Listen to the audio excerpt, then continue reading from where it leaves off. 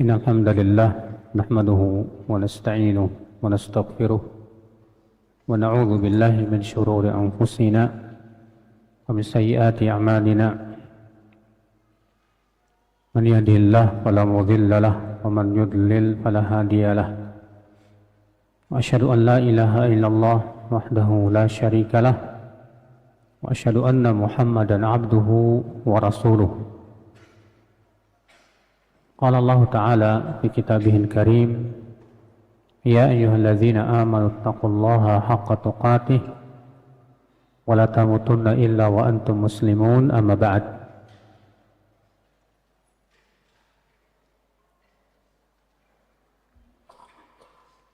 Akhirnya ikhwah, kita lanjutkan kajian kita sekarang hadis 79 ya. Betul nggak? Hadis 79 kan?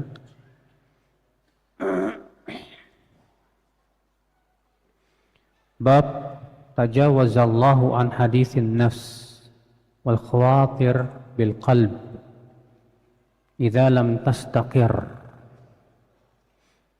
Bab Allah memaafkan dari bisikan-bisikan hati dan pikiran-pikiran yang terlintas di hati apabila pikiran itu tidak menetap. Hadis 79, hadis Abi Hurairah, semoga Allah meridainya, dari Nabi SAW bersabda, Innallaha tajawaza an ummati ma haddatsat bihi anfusuha ma lam ta'mal au tatakallam.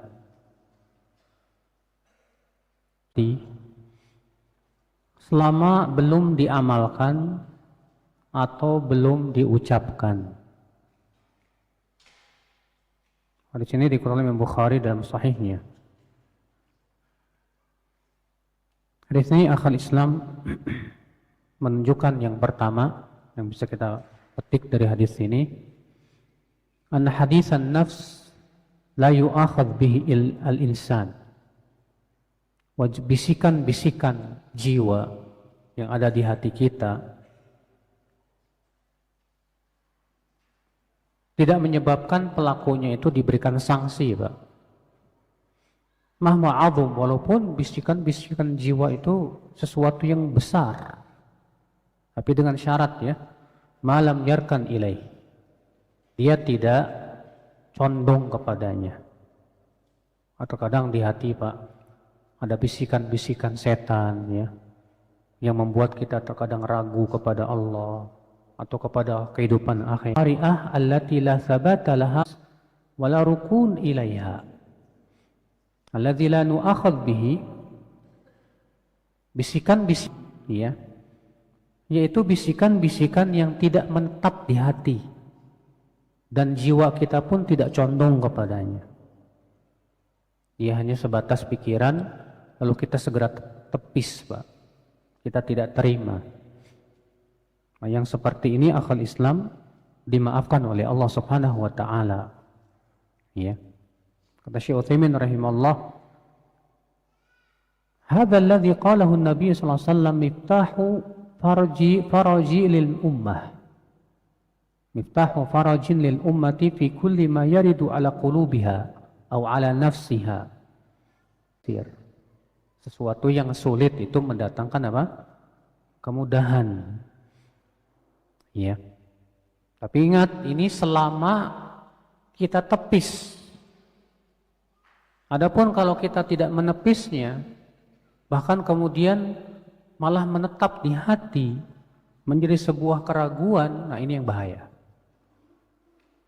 Tapi kalau kita tepis, kita ingkari di hati kita, maka yang sepertinya tidak membahayakan kita sama sekali. Ikhwatul Islam, ya, rahimani wa rahimakumullahu jami'an. Karena banyak sekali ya permasalahan-permasalahan. Terkadang misalnya antum lagi kesal sama istri, kemudian di hati antum ada keinginan untuk mentalak gitu. Tapi sebatas keinginan saja. Ya, antum tidak ucapkan sama sekali. Jatuh enggak? Enggak. Nggak jatuh sama sekali. Kalau baru niat keinginan saja, tanpa ada ucapan itu tidak berpengaruh apa-apa. Iya. Faedah yang kedua,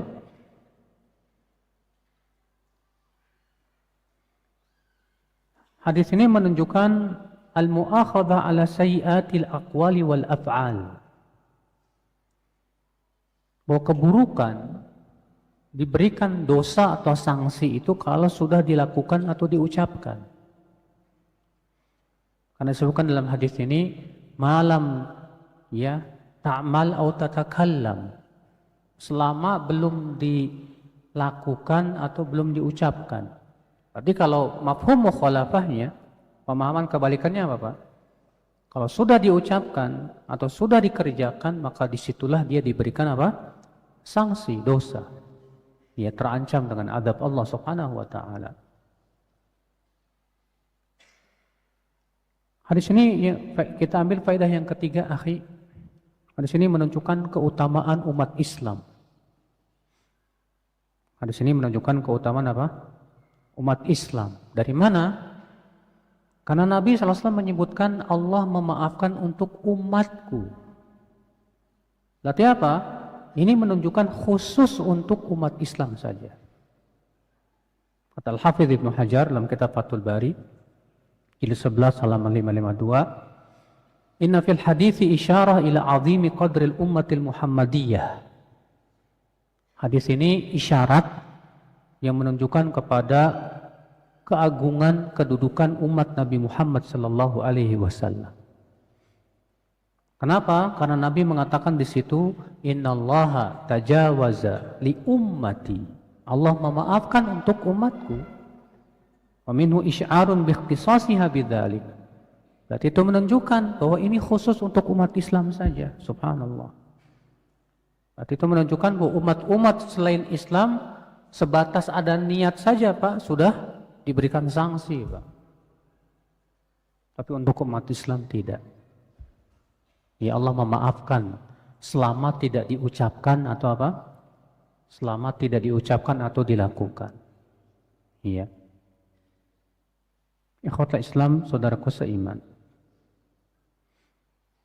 Baik, kita lanjutkan hadis berikutnya. Bab idza hammal 'abdu bihasanatin kutibat wa idza hamma bisayyi'atin lam tuktab. Bab apabila seorang hamba berniat melakukan kebaikan, maka ditulis satu pahala. Tapi kalau dia berniat berbuat keburukan, maka belum ditulis sampai dia melakukannya. Masya Allah ya. Ini menunjukkan akan keistimewaan umat Islam juga Pak. Kalau niat kebaikan, baru niat aja udah ditulis.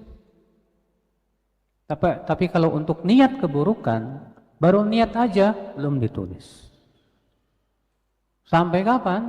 Sampai ia benar-benar melakukannya. Ya. Kemudian beliau membawakan hadis Abi Hurairah, ia berkata, qala Rasulullah sallallahu alaihi wasallam. Rasulullah sallallahu alaihi wasallam bersabda,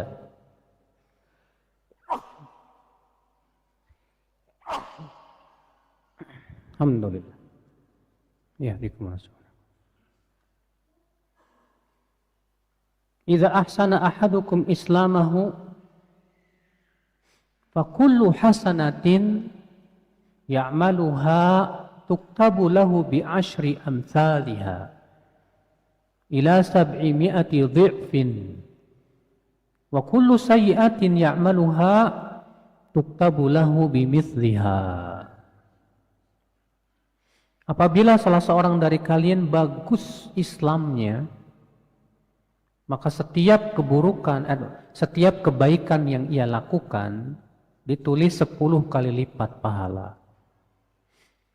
Sampai 700 kali lipat. Dan setiap keburukan yang ia lakukan hanya ditulis 1 saja. Ya. Hadis 81, hadis Ibnu Abbas dari Nabi sallallahu alaihi wasallam, fima yarwi an rabbih azza wa jalla, dalam apa yang beliau riwayatkan dari Allah. Ini namanya hadis apa? Ini namanya hadis qudsi ya. Bahwa Allah berfirman, innallaha katabal hasanati wasayyi'at, thumma bayyana dzalik. Faman hamma bihasanatin falam ya'malha katabaha Allahu lahu 'indahu hasanatan kamilah. Fa in huwa hamma biha fa'amilaha katabaha Allahu lahu 'indahu 'ashra hasanatin ila 700 dhi'fin ila ad'afin katsirah. Wa man hamma bisayyi'atin falam ya'malha katabaha Allahu lahu 'indahu hasanatan kamilah. Fa in huwa hamma biha fa'amilaha katabahallahu lahu sayyi'atan wahidah. Sesungguhnya Allah menuliskan kebaikan dan keburukan. Kemudian Allah menjelaskannya. Itu barang siapa yang berniat berbuat baik, lalu ia tidak jadi mengamalkannya, maka Allah tetap catat di sisinya sebagai satu kebaikan yang sempurna. Dan jika ia berniat berbuat baik, lalu ia mengamalkannya, maka Allah catat di sisinya 10 kebaikan sampai 700 kali lipat. Bahkan lebih dari itu. Dan barang siapa yang berniat berbuat buruk, lalu ia tidak mengamalkannya, Allah catat untuknya di sisinya satu kebaikan yang sempurna. Dan apabila ia berniat buruk, lalu ia mengamalkannya, Allah hanya catat satu keburukan saja. Subhanallah, akhal Islam. Hadis ini ia menunjukkan akan kasih sayang Allah kepada siapa? Kepada umat Islam. Iya. Hadis ini akhi kita ambil faidah.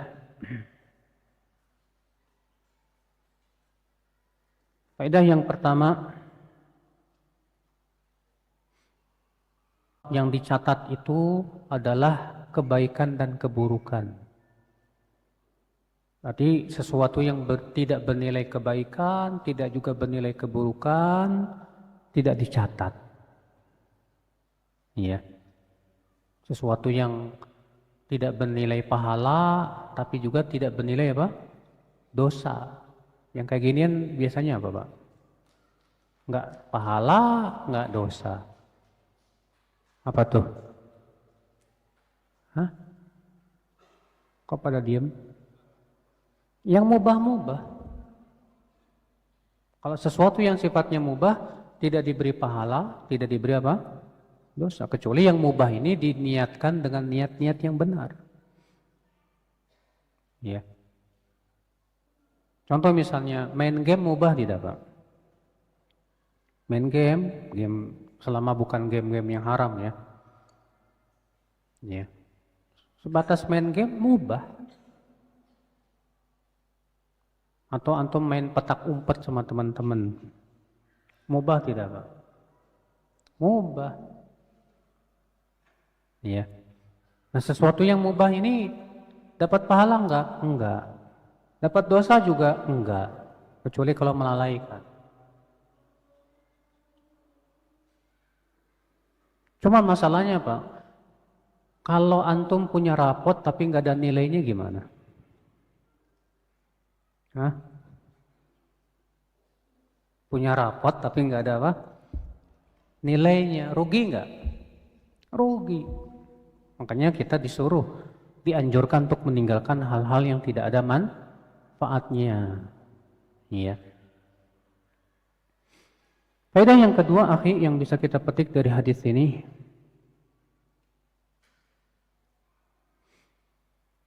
yaitu si'atu rahmatillah ala hadhil ummah. Luasnya rahmat Allah terhadap umat Islam ini, Pak. Di mana untuk kebaikan Kalau jadi dilakukan Allah tulis 10 sampai 700 kali lipat, Pak. Tapi kalau untuk keburukan,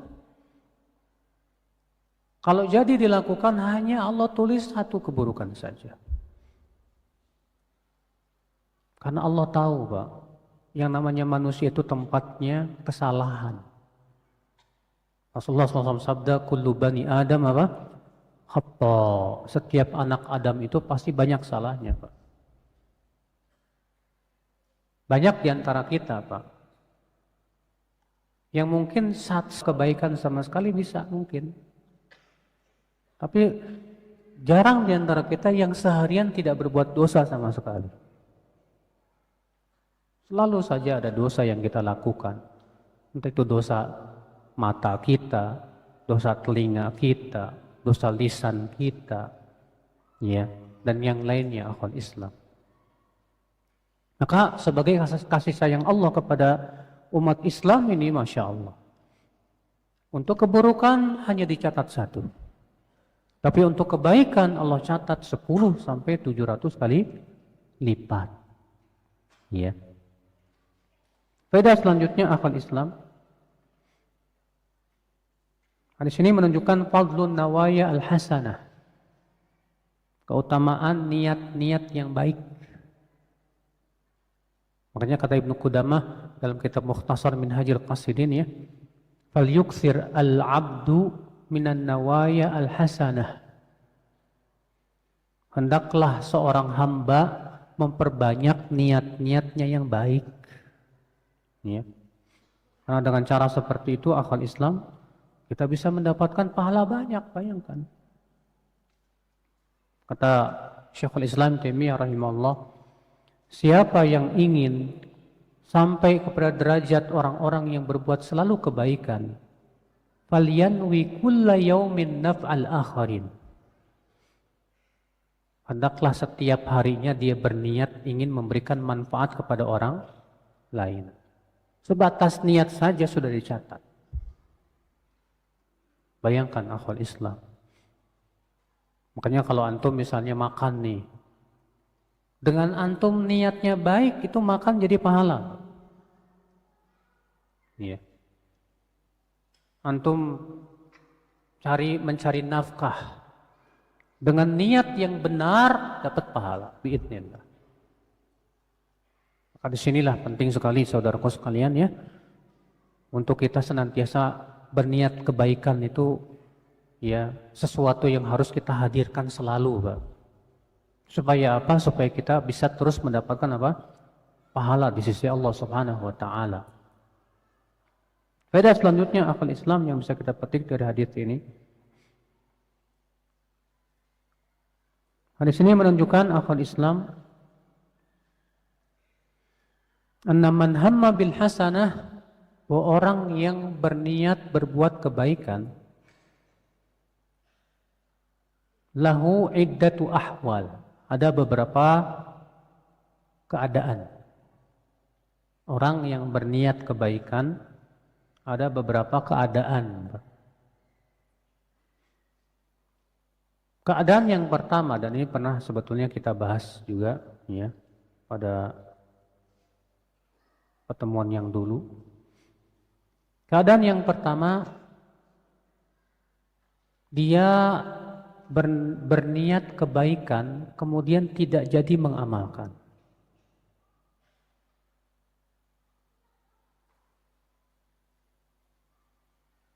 Dia berniat kebaikan, kemudian tidak jadi mengamalkan.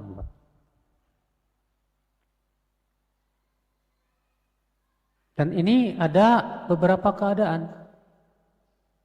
Keadaan pertama, dia berniat berbuat kebaikan, dan dia punya kebiasaan dalam melakukan kebaikan tersebut. Dia punya apa? Kebiasaan dalam melakukan apa? Kebaikan tersebut. Dan tentunya orang yang punya kebiasaan biasanya dia tinggalkan karena adanya uzur. Karena adanya apa? Uzur.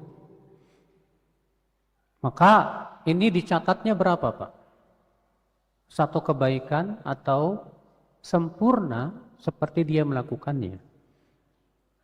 Jawabnya sempurna seperti dia melakukannya. Dalilnya hadis yang dikeluarkan Abu Daud dan yang lainnya, Rasulullah SAW sabda, ya, idza maridul abdu aw safara kutiba lahu min salatihi ma kana muqiman sahihan. Apabila seorang hamba sakit atau safar bepergian jauh, maka dicatat dari sholatnya sama pahalanya seperti dia sehat dan mukim, tidak safar. Masya Allah. Kenapa? Karena dia punya kebiasaan sholat 5 waktu yang selalu dia lakukan. Ya. Ketika dia safar, sholatnya jadi 2 rakaat. Karena apa? Qashar. Tapi nilainya sama ketika kita mukim. Ketika kita sakit, terkadang kita melakukannya tidak sesempurna seperti ketika sehat. Tapi nilainya sama. Kenapa? Karena tadi faktor kita membiasakannya, Pak. Faktor membiasakannya itu, Pak. Makanya inilah rahasia kenapa Rasulullah SAW suka sekali melanggengkan amal saleh. Kata Aisyah, wa kana ahabbul amal ilaih ma adwamuha wa in qalla. Adalah amal yang paling disukai oleh Rasulullah SAW yang dilanggengkan walaupun sedikit. Sebab kalau dilanggengkan lalu kita tinggalkan karena ada udzur, tetap diberikan pahala yang sempurna. Untuk misalnya terbiasa puasa Senin Kemis, qadarullah antum nggak bisa puasa karena sakit, atau antum nggak bisa puasa karena safar, tetap diberikan pahala seperti antum sehat dan tidak safar. Antum misalnya punya kebiasaan sholat tahajud, Masya Allah tiap malam. Suatu malam antum nggak bisa sholat tahajud karena kecapean misalnya, atau karena sakit. Maka tetap antum diberikan pahala seperti antum sehat dan tidak sakit. Masya Allah. Ini keutamaan saudaraku sekalian ya, dari kita melanggengkan suatu apa? Amal. Penting kita langgengkan saudaraku sekalian. Adapun orang yang tidak punya kebiasaan, tidak punya apa? Kebiasaan. Kemudian dia berniat mau misalnya, dia nggak biasa puasa Senin Kemis, Pak. Puasa sunnah juga dia nggak biasa.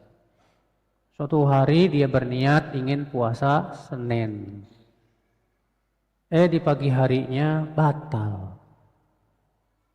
Maka yang seperti ini tetap dapat nilai pahala niatnya.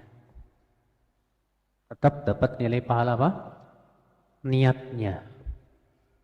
Karena Nabi mengatakan siapa yang berniat berbuat kebaikan tapi tidak mengamalkannya, tetap Allah tuliskan untuknya satu kebaikan yang apa?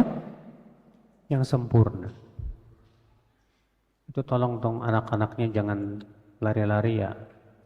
Bapak-bapak yang di belakang jangan diem aja. Tolong dilarang anak-anak itu, biar nggak ganggu.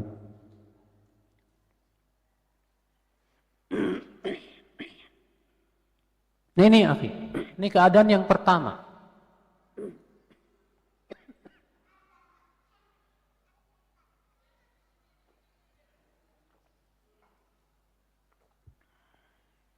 Keadaan yang kedua, orang yang berniat berbuat kebaikan dan jadi mengamalkannya. Dan jadi mengamalkannya. Maka orang yang seperti ini apa kata Rasulullah? Dia ditulis oleh Allah berapa Pak? 10 sampai berapa? 700 kali lipat, bahkan bisa lebih dari itu Pak. Dan ini memberikan kepada kita faidah Pak. bahwa ibadah yang dilakukan oleh seorang hamba itu pahalanya bisa berbeda-beda. Ada dua orang, dua-duanya sholat sunnah, tapi yang satu dikasih 10, yang satu dikasih 700. Mungkin tidak? Sangat mungkin. Ada dua orang sedekah sama-sama 10.000. Yang satu dikasih 200, yang satu dikasih 2.000. Mungkin tidak, Pak? Sangat mungkin. Apa faktor yang bisa membedakannya, Pak? Banyak faktor. Di antaranya keikhlasan. Yang satu ikhlasnya full 100% karena Allah. Yang satu ikhlasnya 80%. Akhirnya mengurangi apa? Pahala. Faktor yang kedua yang bisa mempengaruhi apalagi, Pak? Kesesuaiannya dengan sunnah Rasulullah Sallallahu Alaihi Wasallam. Karena amal ibadah itu, Pak, semakin sesuai dengan tuntunan Rasul, semakin besar pahalanya di sisi Allah. Semakin kurang sesuai dengan tuntunan Rasul, maka semakin sedikit pahalanya di sisi Allah Subhanahu wa taala. Makanya ya, sedikitnya amal tapi sesuai dengan tuntunan Rasul lebih baik daripada banyaknya amal tapi tidak sesuai dengan apa? Tuntunan Rasulullah sallallahu alaihi wasallam. Ikhwatul Islam, saudaraku seiman. Faktor apa lagi, Pak, yang menyebabkan pahalanya bisa kok beda gitu loh, Pak? Ada dua orang sholat kok pahalanya beda. Yaitu pengaruh ibadah tersebut ke hatinya. Semakin ibadah itu berpengaruh ke hatinya dan menimbulkan ketakwaan, semakin besar pahalanya di sisi Allah Subhanahu wa taala. Iya. Makanya Allah Subhanahu wa taala menyebutkan dalam surat At-Talaq, Allah berfirman, "Wa may yattaqillaha yukaffir anhu sayyi'atihi wa yu'dhim lahu ajra." Barang siapa yang bertakwa kepada Allah, Allah gugurkan dosa-dosa dia dan Allah besarkan pahalanya. Artinya, Pak, kalau ibadah itu semakin menimbulkan takwa, karena memang tujuan ibadah kan tujuannya supaya apa? Bertakwa. Allah berfirman, "Ya ayyuhan nas, u'budu rabbakumul ladzi khalaqakum walladzina min qablikum la'allakum tattaqun." Wahai manusia, beribadahlah kalian kepada Rabb kalian yang telah menciptakan kalian dan menciptakan orang-orang sebelum kalian agar kalian bertakwa. Ternyata tujuan ibadah untuk apa? Takwa. Nah, ternyata yang satu beribadah tapi kurang menimbulkan takwa di hatinya. Yang satu beribadah dengan penuh kekhusyuan dan sangat berpengaruh di hatinya sehingga menimbulkan ketakwaan di hati dia. Maka yang ini, yang kedua ini lebih besar pahalanya di sisi Allah Subhanahu wa taala. Ada orang baca Quran, dua orang dua-duanya baca Quran. Tapi yang satu diresapi di hatinya sampai dia menangis. Yang satu baca aja tapi nggak kerasa di hati apa-apa. Cuma di lisan doang. Mana yang lebih besar pahalanya? Tentu yang dia betul-betul meresapinya sehingga terasa di hatinya, itu lebih besar di sisi Allah Subhanahu wa taala. Makanya Imam Ahmad pernah ditanya tentang amal apa yang paling utama. Kata Imam Ahmad, coba kamu lihat mana yang paling berpengaruh untuk hatimu, maka itu yang paling utama. Ya. Ikhwatul Islam, saudaraku seiman. Di antara faktor yang menyebabkan besar kecilnya pahala kita dalam ibadah kepada Allah Azza wa Jalla. Apa itu, akhi? Ya. yang menyebabkan besar kecilnya pahala di sisi Allah Subhanahu wa taala, yaitu manfaatnya, baik untuk diri kita dan untuk orang lain. Semakin besar manfaatnya untuk orang lain, semakin besar pahalanya di sisi Allah Subhanahu wa taala. Semakin sedikit manfaatnya buat orang lain, semakin kurang pahalanya di sisi Allah Subhanahu wa taala. Dua orang sedekah, sama-sama sedekahnya 100.000, Pak. Yang satu dia sedekahkan kepada orang miskin, tapi orang miskinnya bertakwa. Yang satu lagi disedekahkan kepada orang miskin, tapi orang miskinnya enggak bertakwa. Mana yang lebih besar pahalanya? Tentu bersedekah kepada yang bertakwa lebih besar. Kenapa? Karena manfaatnya lebih besar. Uang sedekah yang dia terima itu dia gunakan untuk ketakwaannya kepada Allah Subhanahu wa taala. Sehingga kita membantu dia untuk bertakwa kepada Allah. Makanya Rasulullah SAW sabda, "Wala ya'kul ta'amaka illa taqiyyun." Dan janganlah memakan makananmu kecuali orang yang bertakwa. Kata para ulama, karena orang bertakwa, ketika dia makan makanan kita, dia gunakan untuk ibadah kepada Allah. Iya. Tapi orang yang tidak bertakwa, ketika kita kasih sedekah, bisa jadi dia gunakan untuk memaksiati Allah Azza wa Jalla. Sehingga nilainya kurang di sisi Allah Subhanahu wa taala. Iya. Walaupun tentunya dilihat lagi, kalau ternyata kita bersedekah kepada orang yang kurang bertakwa, gara-gara sedekah kita dia jadi mau kembali kepada Allah, dia mau mendengar nasihat, maka ini pun tidak kalah, Pak, besarnya di sisi Allah Subhanahu wa taala. Iya. Ikhwatul Islam, saudaraku seiman. Nah ini di antara faktor-faktor yang menyebabkan apa? Besar kecilnya apa? Pahala. Makanya kata Rasulullah SAW, "Innar rajul la yansarifu min salatihi wa ma kutiba lahu min salatihi illa ushruhu aw tus'uhu aw thumunuhu aw subu'uhu aw sudusuhu aw khumusuhu aw rubu'uhu aw thuluthuhu aw nisfuhu." Ada orang, kata Rasulullah, yang selesai dari sholat ternyata hanya ditulis dari pahalanya 1/10 saja. Ada yang ditulis 1/9, ada yang ditulis 1/8, 1/7, 1/6, 1/5, 1/4, 1/3, setengah. Masya Allah. Kok bisa seperti itu? Ya tadi, Pak. Karena ada faktor-faktor yang menyebabkan apa? Ya berpengaruh. Makanya kata Syekh Albani rahimahullah, sholat 5 waktu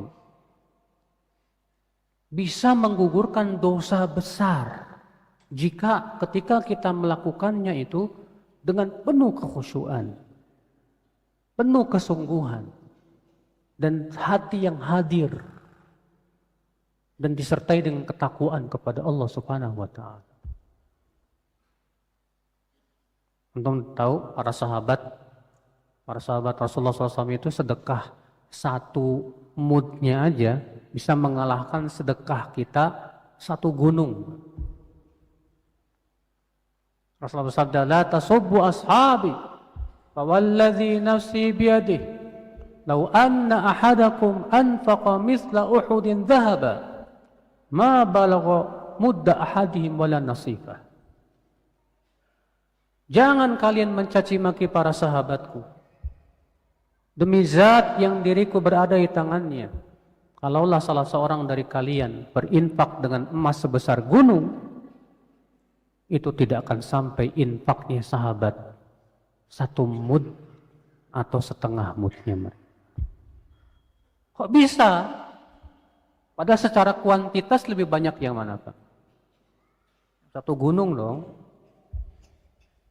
Tapi ternyata yang satu gunungnya kita tidak bisa mengalahkan satu mudnya para sahabat. Apa yang membedakan, Pak? Keimanan. ketakwaan, keyakinan, semakin kokoh keimanannya, semakin kuat keyakinannya kepada Allah, semakin kuat dia tawakalnya kepada Allah. Wallah, Pak, amalan yang sedikit jadi besar di sisi Allah Subhanahu. Tapi semakin kurang sekali keikhlasannya, ketakwaannya, keyakinannya, semakin kurang pahalanya di sisi Allah Subhanahu wa taala. Nah, ini akal Islam. Makanya ketika antum melihat ada teman antum kok amalannya sepele-sepele aja ya, belum tentu antum lebih besar pahalanya di sisi Allah, Mas. Bisa jadi dia lebih takwa kepada Allah dari kamu. Bisa jadi dia lebih takut kepada Allah dari kamu. Bisa jadi dia lebih sabar menghadapi berbagai macam ujian daripada kamu. Sementara kita sibuk berbangga dengan banyaknya apa? Amal. Bagaimana akan bisa mengalahkan orang yang sedikit amal tapi penuh keikhlasan dan ketakwaan? Gak mungkin ya. Ini saudaraku seiman ya, rahimani wa rahimakumullah jami'an. Tapi dari hadis ini kita ambil faidah berikutnya. Hadis ini menunjukkan bahwa orang yang berniat berbuat buruk pun ada dua keadaan sama. Keadaan yang pertama, orang yang berniat berbuat buruk tapi tidak mengamalkannya. Orang yang berniat berbuat buruk tapi tidak mengamalkannya. Dan ini ada beberapa keadaan, Pak. Keadaan yang pertama, dia meninggalkan niatnya tersebut karena takut kepada Allah. Karena Allah. Dia berniat berbuat buruk, setelah itu dia tinggalkan, saya takut akan azab Allah. Maka ini yang ditulis oleh Allah satu kebaikan yang sempurna. Ya. Karena demikian dalam lafaz yang lain, di mana Allah Ta'ala berfirman, innama tarakahu min jarrai. Dia tinggalkan itu karena takut kepadaku. Keadaan yang kedua, orang yang berniat berbuat keburukan lalu dia tinggalkan bukan karena Allah. Bukan karena apa? Bukan karena Allah, tapi karena malas saja. Malas. Maka yang seperti ini tidak diberikan dosa, tidak diberikan pahala. Masuk dalam hadis yang pertama tadi. Sesungguhnya Allah memaafkan untuk umatku apa yang dibisikkan di dalam jiwanya selama belum diucapkan atau diamalkan. Dimaafkan oleh Allah. Artinya enggak dosa, enggak pahala.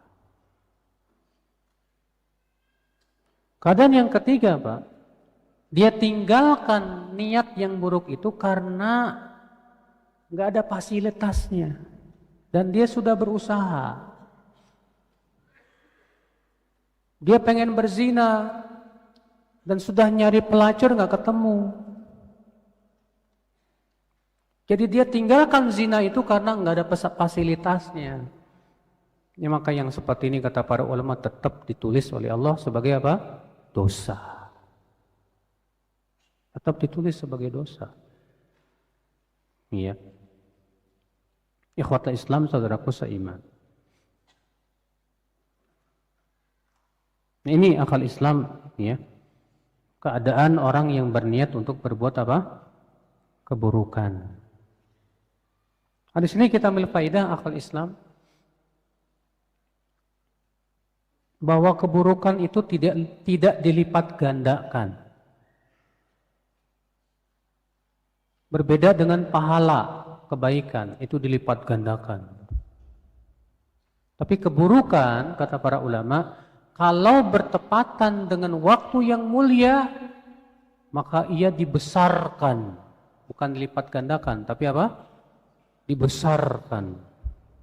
Yang tadinya misalnya segede batu, jadi besar segede rumah. Contoh misalnya berbuat buruk di bulan-bulan haram. Sekarang di bulan Muharram. Bulan Muharram termasuk bulan haram kita, Pak. Ya, Allah Ta'ala berfirman, "Fala tadhimu fihinna anfusakum." Jangan kalian berbuat menzalimi diri sendiri pada bulan-bulan haram. Menzalimi diri sendiri di luar bulan haram nggak boleh, dosa, Pak. Tapi kenapa Allah mengkhususkan jangan berbuat zalim di bulan haram?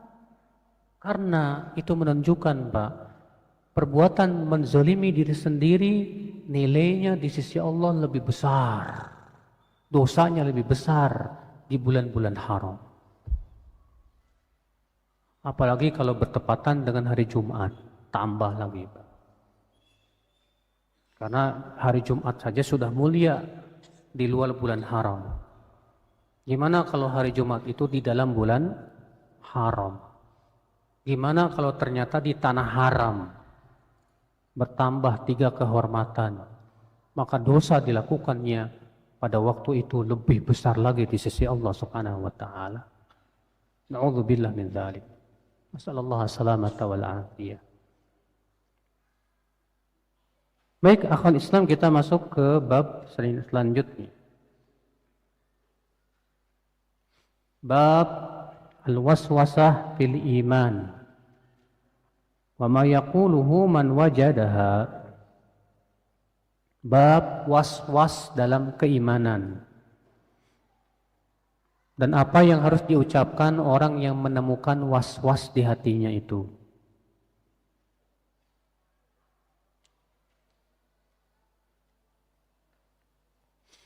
Hadis 82. Hadis Abi Hurairah, semoga Allah meridainya, ia berkata, Rasulullah sallallahu alaihi wasallam bersabda, "Ya'ti syaitanu ahadakum fayaqul man khalaqa kadza man khalaqa kadza hatta yaqul man khalaqa rabbak fa idza balaghahu falyasta'iz billahi wal yantahi." Setan akan mendatangi seseorang dari kalian. Lalu setan akan berkata, siapa yang menciptakan ini? Siapa yang menciptakan itu? Sampai akhirnya setan berkata, siapa yang menciptakan Allah? Maka kalau sudah sampai situ, hendaklah ia berlindung kepada Allah dan hentikan, jangan dilanjutkan. Dalam satu ayat yang lain, hendaklah ia mengucapkan amantu billah. Dalam ayat yang lain, hendaklah ia membaca surat Al-Ikhlas. Berarti ada 3 bacaan. Bacaan yang pertama, a'udzu billahi minasyaitonir rajim. Bacaan yang kedua, kita ucapkan amantu billah. Aku beriman kepada Allah. Demikian dalam riwayat Muslim. Bacaan yang ketiga yaitu membaca surat apa? Al-Ikhlas. Baik, kita lanjutkan pada pertemuan yang akan datang. Silahkan diadzankan dulu.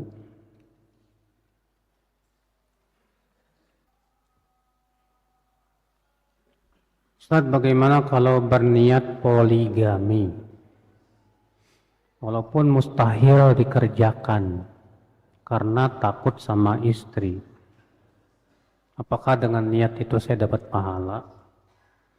Poligami kata Imam Ibnu Katsir pada asalnya mubah. Poligami pada asalnya apa? Mubah. Maka niat seperti ini dapat pahala enggak? Iya. Kecuali kalau keadaan antum dengan satu istri nggak cukup, di mana antum khawatir jatuh kepada zina, maka bisa jadi terkadang poligami menjadi wajib. Tapi buat orang yang kayak ginian nih, takut sama istri nggak boleh.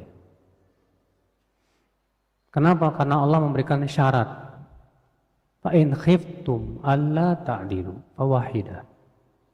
Jika kalian takut untuk bersikap ya, tidak bisa bersikap adil, cukup satu.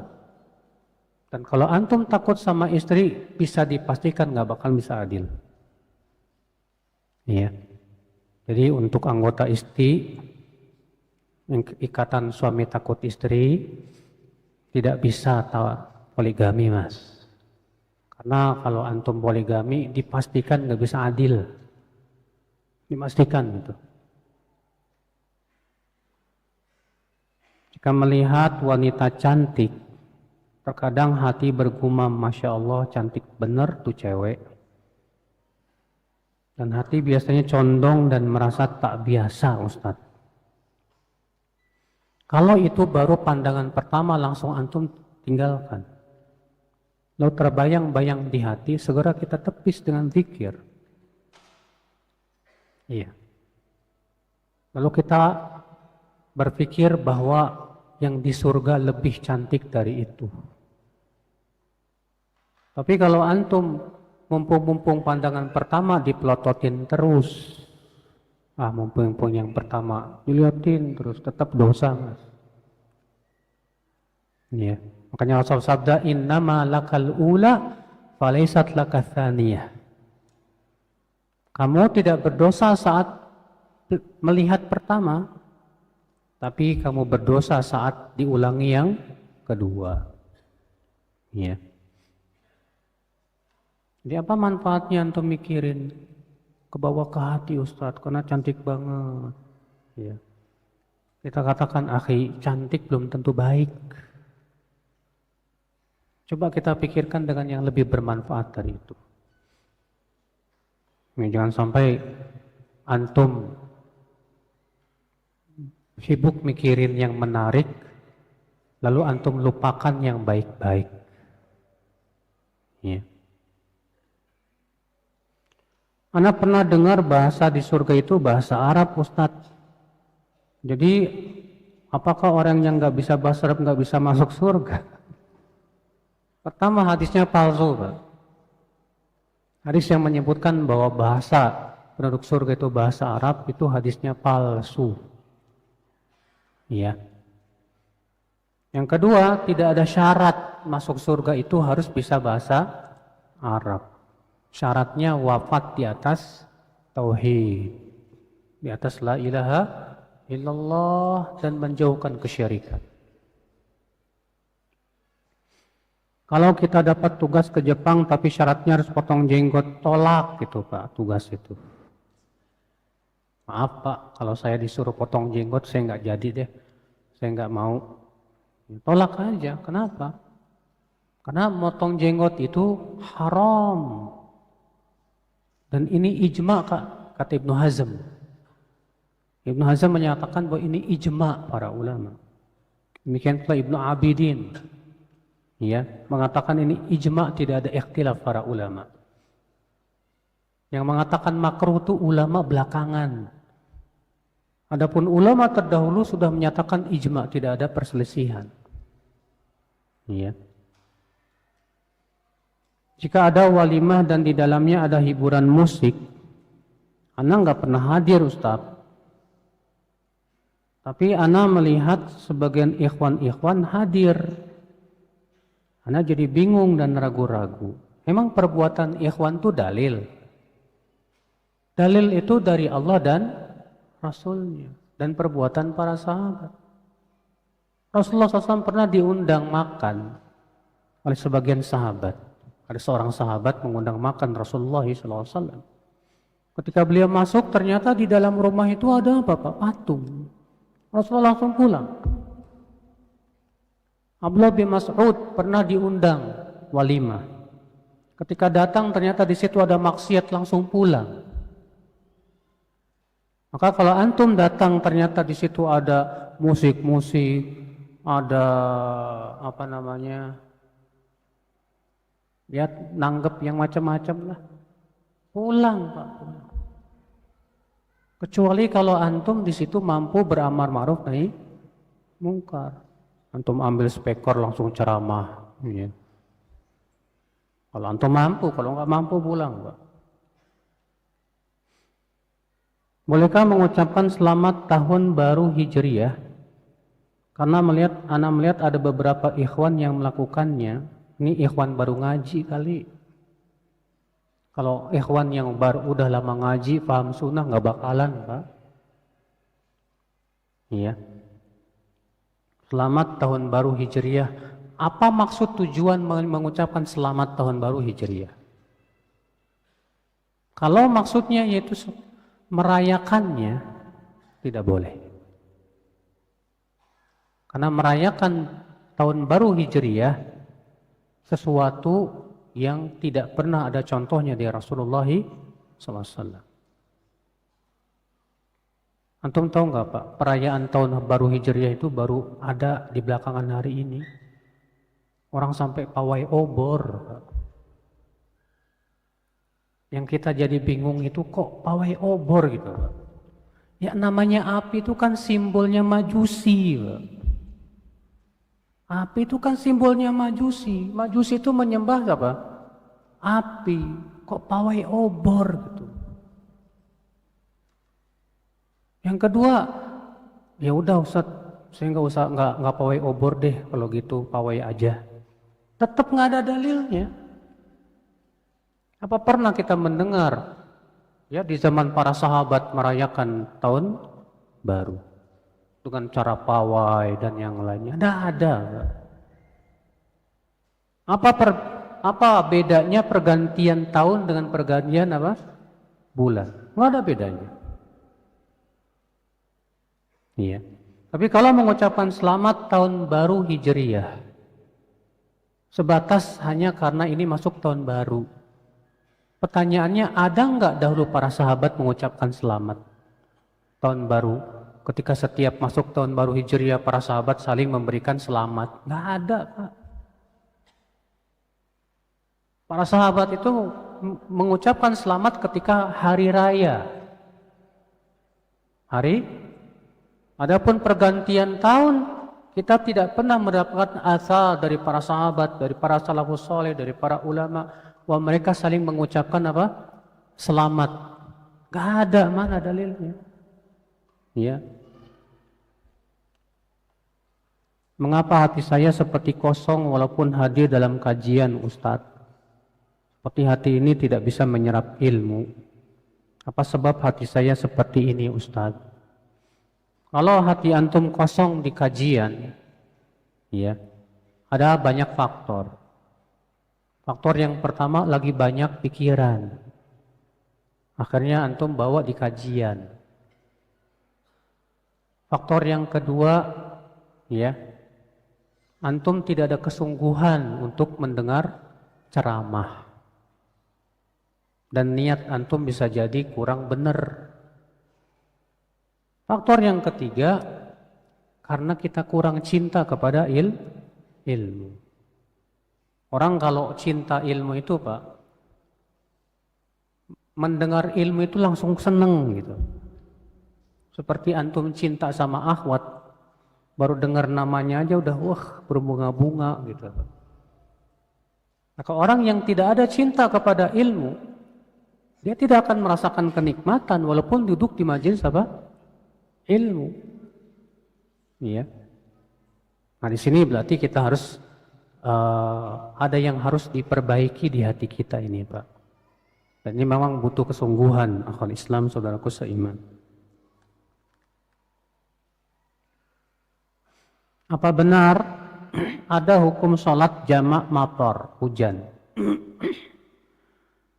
Dalam hadis Ibnu Abbas yang dikeluarkan Nasai, Ibnu Abbas berkata Rasulullah SAW pernah menjamak antara zuhur dan asar di kota Madinah tanpa ada hujan dan tanpa ada rasa takut. Sehingga diistimbat oleh sebagian ulama, ini menunjukkan kalau hujan pada waktu itu boleh menjamak sholat. Ya, kalau ada hujan pada waktu itu boleh menjamak apa? Sholat. Tapi dengan catatan Pak, hujan seperti apa? Kata para ulama yaitu hujan yang menyebabkan kita sulit untuk pergi ke masjid. Karena misalnya sangat lebat sehingga jalan jadi becek dan yang lainnya, maka yang seperti ini nggak masalah. Ya, kita jamak 2 sholat. Yang kedua, menjamaknya bersama imam di masjid. Adapun kalau imam tidak jamak, jangan jamak juga. Ya, karena para sahabat menjamaknya bersama siapa? Rasulullah sallallahu alaihi wasallam. Ya, udah alarm qomat, kita tutup. Subhanakallah bihamdik, asyhadu an la ilaha illa anta, astaghfiruka wa atubu ilaik. Assalamualaikum warahmatullahi wabarakatuh. يا أيها الذين آمنوا إذا قيل لكم تفسحوا في المجالس فافسحوا يفسح الله لكم